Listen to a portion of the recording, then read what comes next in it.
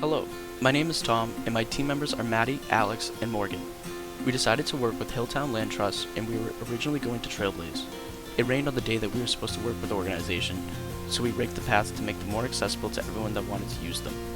We wanted to clear the paths that had a lot of leaf litter on them so it was easy for people to use and also aesthetically appealing.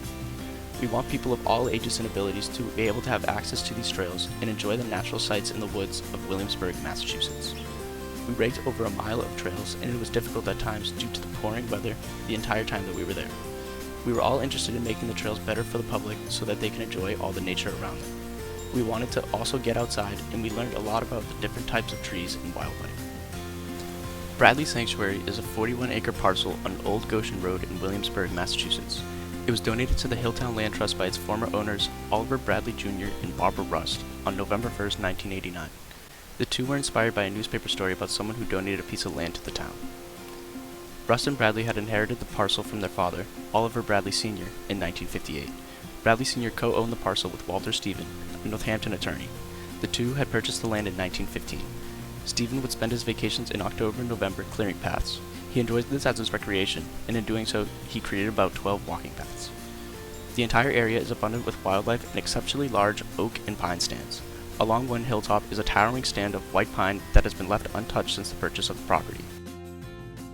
There were trees that were anywhere from 100 to 200 feet tall, which is around 30 to 40 times the height of a 5-foot person.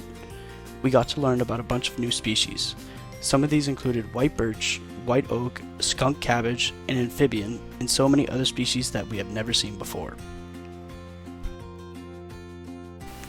Through sustainable forest management practices, the woods have been managed in a way as to not disturb the natural history of the area and to sustain and promote wildlife habitat and regrowth. After taking part in this opportunity, we have learned that taking the initiative can go a long way. It felt very rewarding to look back at our work and see the trails all cleaned up and know that many people will be able to enjoy the sights of nature on the trails that we raked.